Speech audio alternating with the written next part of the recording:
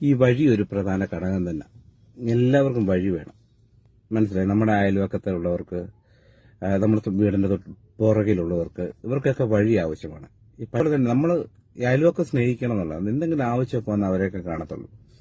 ഞാൻ ഈ കഴിഞ്ഞ വളരെ ഇടുങ്ങിയ അവസ്ഥ, എന്നെപ്പോലുള്ള ഒരാൾക്ക് ശരിക്കും പറഞ്ഞാൽ നൂർന്ന് നടന്നു പോകാൻ പറ്റാത്ത ഒരു വഴി.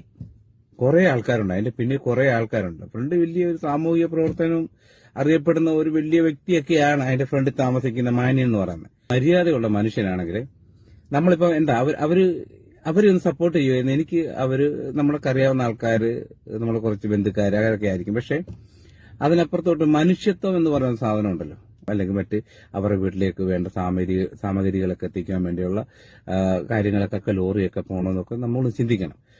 രോഗി എടുത്തുകൊണ്ട് പോരാൻ പോലും പറ്റാത്ത ഒരവസ്ഥയിലാണ് അവർക്കൊക്കെ.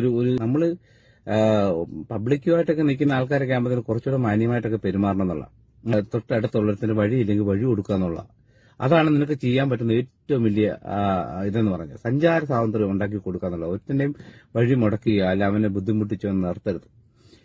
അപ്പൊ അല്ലെങ്കിൽ ആ പണം കൊടുത്തിട്ട് നീ മാന്യമായിട്ട് പണം കൊടുത്തിട്ട് ആ പുറകിലത്തെ വസ്തു കൊണ്ടെങ്കിൽ വാങ്ങിച്ചിട്ട് അത് നീ മതിൽ കെട്ടി അതിനകത്ത് അങ്ങ് പോർക്ക്.